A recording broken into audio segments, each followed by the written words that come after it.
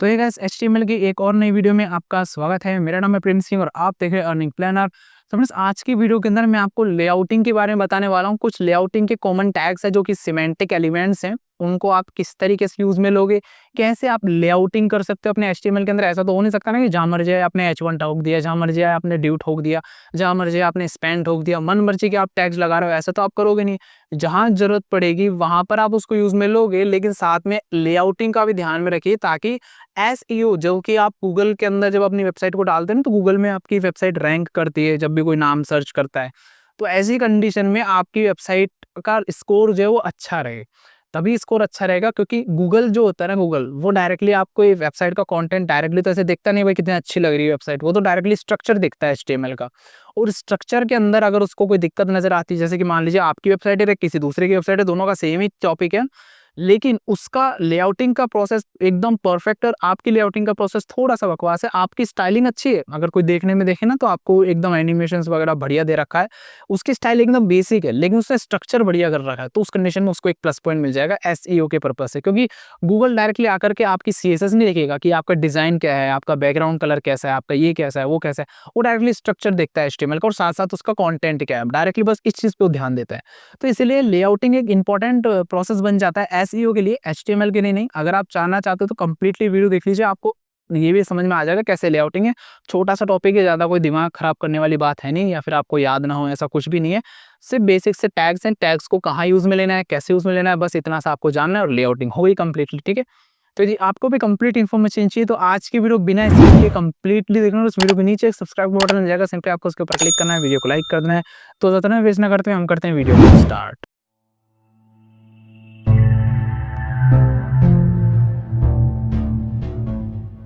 तो फ्रेंड्स, यहाँ पर आप देख सकते हैं मैं अपने लैपटॉप के स्क्रीन के ऊपर आ चुका हूँ। लैपटॉप के स्क्रीन के ऊपर आ जाने के बाद में यहाँ पर आप देख सकते हैं मैंने अपने फोल्डर में हूँ यूट्यूब नाम के। अभी यहाँ पर आप देख सकते हैं अभी सिर्फ इंडेक्स वाली फाइल ही अवेलेबल है, index.html। मैं यहाँ पर राइट क्लिक करता हूँ, ओपन विद कोड के ऊपर क्लिक करूंगा।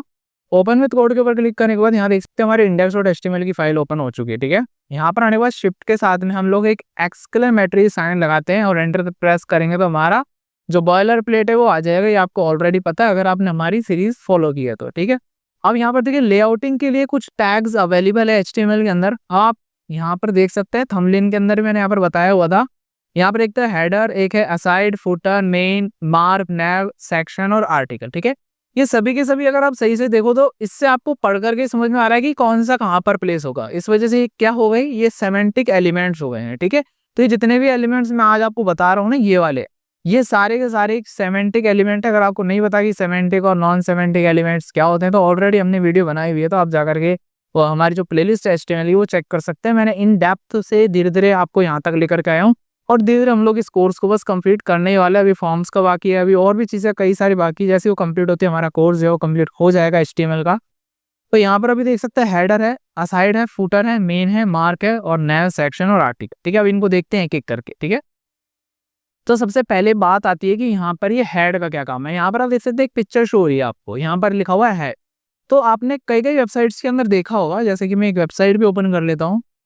तो यहाँ पर आप देख सकते हैं मैं यूट्यूब की वेबसाइट के ऊपर आया हूँ और यूट्यूब की वेबसाइट पे आप यहाँ देख सकते हो ऊपर की तरफ ये शो हो रहा है आपको पूरा पूरा ये वाला हिस्सा हेड सेक्शन के अंदर हम लोग डाल सकते हैं। ठीक है, तो हेड का काम क्या है कि किसी भी वेबसाइट के अंदर जो सबसे टॉप पर आता है ना, उसको हम लोग हेड बोलते हैं। और कोई भी ऐसा पार्ट जो आपकी वेबसाइट पे टॉप पे रहने वाला है, आप उसको हेड टैग के अंदर डालोगे। जैसे कि मैं डाल करके दिखाता हूँ, मैं यहाँ पर जाता हूँ और यहाँ पर HEADER, ठीक है, मैंने हेडर लिख दिया, एंटर दबा दिया। बस आपको इतना सा लिखना है।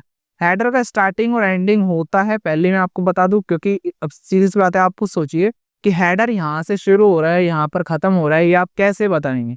ठीक है, एचटीएमएल को ये कैसे पता चलेगा कि यहाँ से शुरू हो रहा है, यहाँ से, अगर आप सेल्फ क्लोजिंग होता है ये तो पता ही नहीं चल पाता ऐसे तो इसलिए हेडर का जो स्टार्टिंग और एंडिंग होता है तो आप यहाँ पर लगा दीजिएगा और सेंटर में आपको कुछ भी लिख दीजिए। जैसे कि मैं लिख ले रहा हूँ दिस इज HEAD।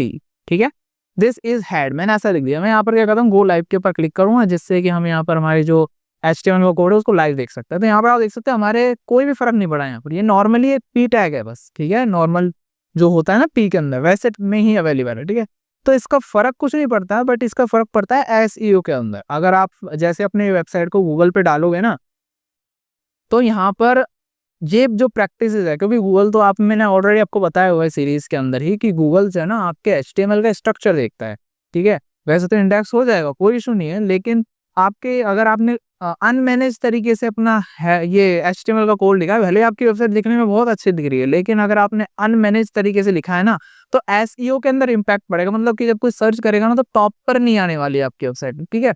तो अगर आप चाहते हो कि आपकी वेबसाइट भी रैंक करे अच्छे खासी तरीके से टॉप पर आए, तो उसके लिए आपको SEO करना पड़ता है। अब SEO के लिए आपको एक अच्छी खासी प्रैक्टिसेस यूज में लेनी पड़ती है। बहुत सारी चीजें होती है SEO के अंदर जो मैटर करती है, बट फिलहाल के लिए हम HTML पढ़ रहे हैं, तो HTML के अंदर आपको कौन कौन सी प्रैक्टिसेस यूज में लेनी चाहिए वो हम लोग देख रहे हैं, ठीक है। तो HTML के अंदर ही यहाँ पर ये हमने बनाया है हेडर, ठीक है। अब ये हेडर जो है वो क्या है, अब आपके मन में ये वाला सवाल आया होगा कि हेडर जो है वो इनलाइन है या फिर ब्लॉक है। तो ये देखने के लिए हम सिंपली क्या करते हैं, हेडर के जस्ट नीचे एक और हेडर लगा देते हैं या फिर कोई भी दूसरा हम लोग लगा देते हैं और यहाँ पर आकर के चेक करते हैं, ठीक है। रिफ्रेश करता हूँ तो यहाँ देख सकते हैं।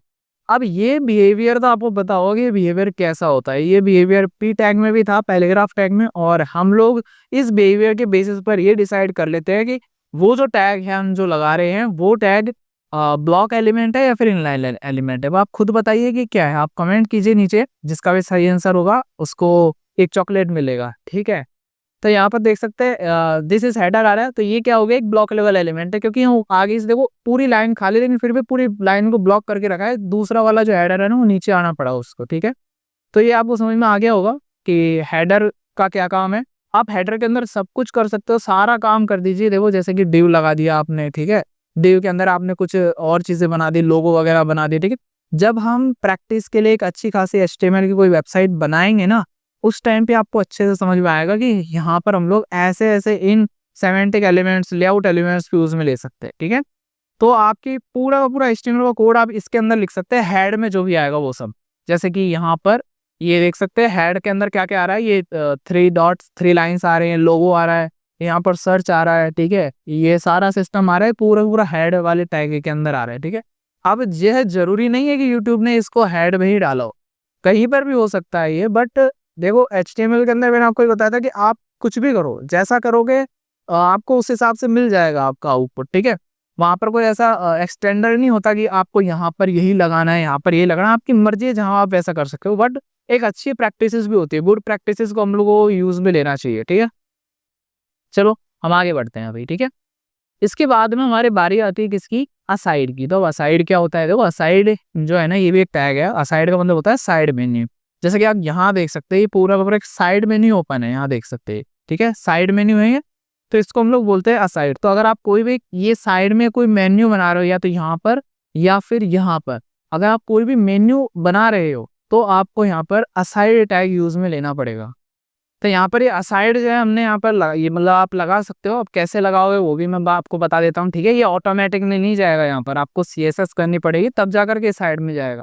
बस ये गूगल या फिर कोई भी क्राउलर है, कोई भी सर्च इंजन ऐसा होता है ना जिसपे भी आप अपनी वेबसाइट को सबमिट करते हो, जिससे कि लोग सर्च करें और आपकी वेबसाइट शो, तो उनके लिए हम लोग ऐसा कोई लेआउट स्ट्रक्चर अच्छे से बनाते हैं, ठीक है। तो ASID असाइड, ओ सॉरी ASIDE असाइड, एंटर दबाता हूँ तो ये देख सकते हो टैग बन गया असाइड। अब ये आप इसके अंदर कुछ भी लिखोगे ना, मैं यहाँ चलता हूँ तो यहाँ पर आप देख सकते हैं कि हमारा ये जो नीचे की तरफ आ रहा है, ठीक है। मैं दोबारा से नीचे जाता हूँ, दोबारा से एंटर दबाता हूँ और रिफ्रेश करता हूँ, तो यहाँ देख सकते हैं दोबारा से नीचे आ रहा है। इसका मतलब क्या है कि यह भी एक ब्लॉक लेवल एलिमेंट है, इनलाइन लेवल एलिमेंट नहीं है, ठीक है, क्योंकि नीचे की तरफ आ रहा है जब भी मैं इसको एंटर कर रहा हूँ ना, तो ठीक है।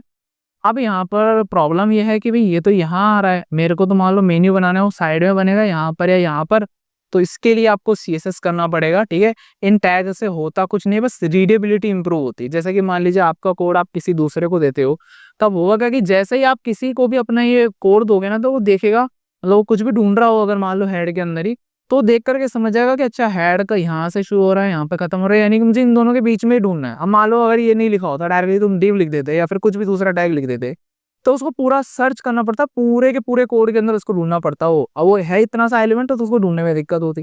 तो रीडेबिलिटी इंप्रूव करता है, जैसे कि आपकी रीडेबिलिटी इंप्रूव हो रही है, वैसे ही जो सर्च इंजन होते हैं उनकी रीडेबिलिटी भी इंप्रूव होती है, जिससे वो समझ पाते हैं कि आपकी वेबसाइट का कौन सा पार्ट क्या है। तो ये बहुत ज़्यादा इंपॉर्टेंट हो जाता है। इस वजह से बस इनसे होता कुछ नहीं, मैंने आपको दिखाई दिया कि इनसे कोई इफेक्ट नहीं पड़ेगा। आपको पूरा का पूरा कोड जो वैसा का वैसा ही, बिना इनके लिखोगे तब भी वैसा ही दिखेगा, इनके साथ लिखोगे तब भी वैसा ही दिखेगा, ठीक है। तो ये बाकी हम लोग जो प्रैक्टिस करेंगे ना इनकी लाइव, तब आप देख लीजिएगा, ठीक है। तो यहाँ पर हेड का आपको समझ में आ गया होगा और साथ ही साथ में असाइड का भी आ गया। ऐसे फूटर है, फूटर क्या होता है मैं आपको बता देता हूँ कि इन सबका काम तो सेम ही है, ठीक है। बाकी बात रही इनलाइन और ब्लॉक की, तो ये सारे के सारे जो है वो एक ब्लॉक लेवल एलिमेंट हैं, इनको आप खुद से टेस्ट कर लीजिएगा। बस इनमें से कि मार्क जो है ना ये एक इनलाइन लेवल एलिमेंट है, ठीक है। तो आप इस चीज़ का ध्यान रख लीजिएगा क्योंकि मार्क हम ऑलरेडी पढ़ चुके हैं, जब हमने फॉर्मेटिंग पढ़ी थी उस टाइम पर मार्क टैग आ चुका है, ठीक है। आपको इसका बिहेवियर पता है, बट फिर भी मैं आपको एक बार बता देता हूँ मार्क टैग का क्या है। बाकी इन सबका सेम नहीं, बस ये मार्क टैग थोड़ा सा अलग देता है। वो क्या देता है देख लेते हैं। MARK मैंने लिखा, एंटर दबा दिया और मैं यहाँ पे लिख देता हूँ हेलो, ठीक है। और फिर मैं यहाँ पर कोई भी दूसरी चीज़ लिख देता हूँ, जैसे कि मैंने कुछ भी लिख दिया, फिर से MARK मैंने लिखा और फिर से मैंने इसमें कुछ भी लिख दिया, ठीक है।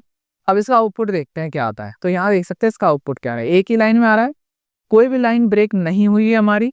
इसका मतलब क्या है, मार्क एक इनलाइन एलिमेंट है। साथ ही साथ देख सकते हैं यहाँ पर मार्कर आ चुका है, जैसे कि कोई भी आप हाइलाइटर यूज में लिया होगा, जब स्कूल में आपसे नोट्स वगैरह लिखवाए जाते हैं तो आपने स्कूल के अंदर हाइलाइटर रखते हो, तो उस हाइलाइटर मतलब हर कोई नहीं रखता, बट कई स्कूलों में रहता है ऐसी, ठीक है। कई लोग स्टूडेंट रखते हैं, कोई भी इंपॉर्टेंट चीज़ होती है उसको हाईलाइट कर देते हैं, ताकि जब वो नोट्स वगैरह पढ़ें उनको तो उनको पता चल जाए हाँ भाई ये वाली चीज़ मेन है।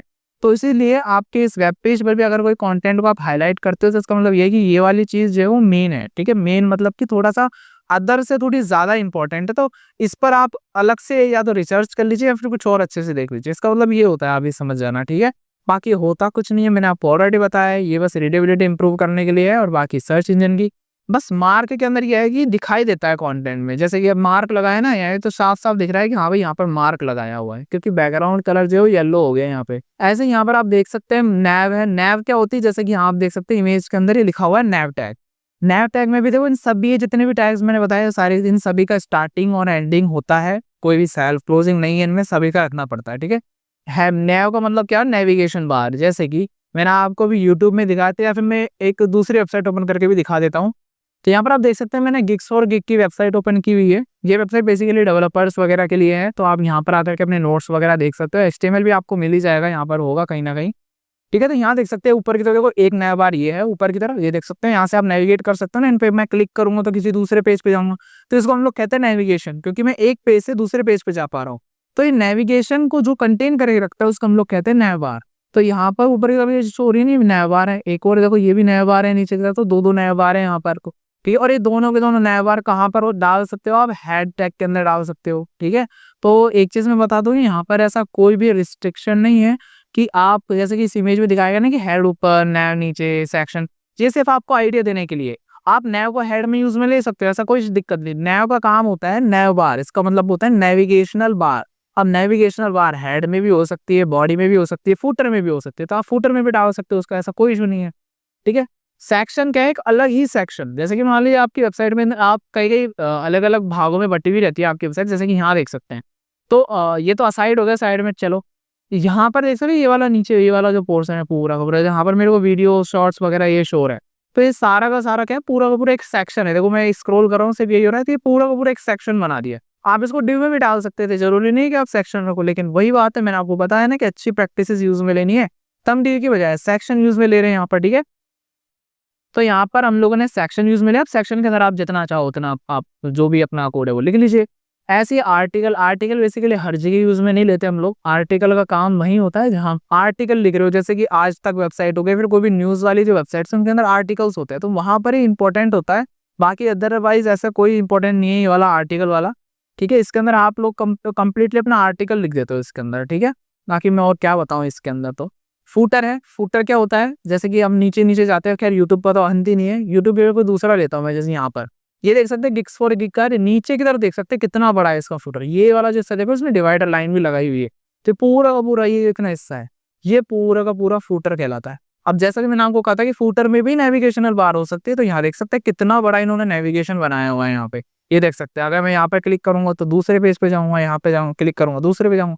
तो आप फुटर के अंदर भी नैव टैग लगा करके नेविगेशनल बार लगा सकते हो, यहाँ पर कोई ऐसा इशू नहीं आने वाला। बस ये है कि आप ज्यादा यूज में मत लेना उसको, जैसे कि आपने ऊपर की तरफ भी नैव लगा दिया कोई इशू नहीं है, आप नीचे की तरफ भी लगा रहे हो कोई इशू नहीं है, बट आपके पेजेस में आप 10 जगह नैव बार लगा रहे हो तो 10 बार थोड़ी ना नैव लिखोगे। जो इंपॉर्टेंट है ना आपका नैव, जैसे कि टॉप पर इंपॉर्टेंट होता है, बॉटम में इंपॉर्टेंट होता है, या फिर असाइड अगर आपने साइड मेन्यू बना रखे हैं तो वहां लगाना चाहो लगाओ, जैसे कोई लगाता नहीं है। बस टॉप पर और बॉटम में आप लोग ज्यादातर लगाते हैं, ठीक है। तो आप यहाँ पर अपने हिसाब से उसमें ले लीजिएगा। जैसे कि ये पूरा है तो मैं पूरे की पूरी जो वो है ना, इसको मैं पूरे को एक नैव बार में डाल दूंगा। तो ये जो पूरा आ रहा है ना नैव, ये वाला इतना हिस्सा, ये पूरा का पूरा मैं एक नैव में डाल दूंगा, ठीक है। और ये वाला पूरा का पूरा हिस्सा मैं एक सेक्शन में डाल दूंगा, इतना हिस्सा ये सेक्शन में हो जाएगा, ये नैव में हो जाएगा, और ये पूरा का पूरा जो हिस्सा है ना नीचे ये वाला, ये पूरा का पूरा फुटर में हो जाएगा। तो इस तरीके से आप डिसाइड कर सकते हो। कोई भी ऐसा रूल है नहीं कि आप यहाँ पर ही ये करो, यहाँ पर ही ये करो। बस कुछ नाम के अकॉर्डिंगली अगर आप उसको यूज में लोगे तो इससे सही प्रैक्टिस रहेगी। भाई हेड का नाम, मतलब हेडर जो है उसका नाम क्या है, हेड, मतलब हेडर से ही समझ में आ रहा है ना कि टॉप पर आएगा, उसको टॉप पे रखो। फूटर से समझ में आ रहा है कि नीचे है, बॉटम वाला पार्ट आता है तो अब बॉटम में रखो उसको। सेक्शन का मतलब अलग ही पता चल रहा है, ये अलग ही सेक्शन है, वो अलग ही एक सिस्टम है उसका। जैसे कि मैंने अभी बताया ना गिग्स फॉर ये वाला अलग सेक्शन हो जाएगा, या फिर ऊपर की तरफ देख सकते हैं ये अलग अलग सेक्शंस बनाए हुए हैं। जैसे कि ये वाला एक अलग सेक्शन हो गया इतना, ठीक है, ये वाला एक अलग सेक्शन हो गया। तो ऐसे आप अलग अलग सेक्शंस में डिवाइड कर दीजिए, नहीं तो डिव में कर दीजिए, कोई इशू नहीं है। बट ये लेआउटिंग का मैं वीडियो है तो इस वजह से मैं आपको लेआउटिंग के बारे में समझा रहा हूँ कि लेआउटिंग में आप कैसे कैसे इन टैग्स को यूज में लेकर के रीडेबिलिटी इंप्रूव कर सकते हो और अपना एसईओ के पर्पज से अपने कोड को अच्छे से कैसे कर सकते हो, ठीक है। तो यहाँ पर बस यही था, मैंने आपको ये सारे सारे बता ही दिए हैं टैग्स। मेन का क्या मतलब है वो भी मैं आपको बता देता हूँ। देखिए मेन में क्या होता है कि जैसे कि आपको कोई मेन कंटेंट होता है ना, बस वहां पर आप इसको रखते हो, ठीक है, एज इट इज सेक्शन की जैसे ये, बट आप उसको जोर दे करके कह रहे हो कि मेन कंटेंट यहाँ पर है, ठीक है। आप मेन के अंदर सेक्शंस और बना दो, ऐसा कोई इशू नहीं है। आपने मेन के बाहर सेक्शंस बनाए हुए ना अलग अलग, तो आप अगर मेन अलग बना रहे हो, इसको आप बोल रहे हो किसी को भी, अगर जो भी आपका कोड पढ़ रहा है ना, आप उसको बता रहे हो कि ये पूरा पूरा सिस्टम जो है वो मेन है, उस मेन के अंदर भी मैंने सेक्शंस बनाए हुए हैं। अगर आप बनाना चाहते हो तो बना सकते हो अंदर भी सेक्शन। जैसे कि देखो ये वाला जो बीच का कंटेंट आ रहा है ना, ये वाला, ये पूरा मेन है, ये वाला, ये देखो पूरा का पूरा मेन है। तो मैं इसको मेन में डाल दूंगा और मेन के अंदर सेक्शंस बना दूंगा। जैसे कि ये वाला सेक्शन अलग होगा कोर्सेज का, ये मस्ट एक्सप्लोर का सेक्शन अलग हो गया, एक्सप्लोर का सेक्शन अलग हो गया, ठीक है, वेब डेवलपमेंट का सेक्शन अलग हो गया। तो पूरा का पूरा सेक्शंस में इन्होंने डिवाइड किया हुआ है। तो मैंने साहिब आपको अच्छा सब कुछ क्लियर हो गया होगा कि आप किस तरीके से HTML के अंदर लेआउटिंग कर सकते हैं और किस तरीके से अपने लेआउटिंग के प्रोसेस से एक स्ट्रक्चर्ड वेब पेज क्रिएट कर सकते हैं। तो फ्रेंड्स आपको वीडियो कैसी लगी? यदि वीडियो आपको अच्छी लगी तो इसे लाइक कीजिए और यदि आप हमारे चैनल पर नए हैं तो इसे सब्सक्राइब कीजिए। वीडियो को देखने के लिए धन्यवाद। आपका दिन शुभ हो।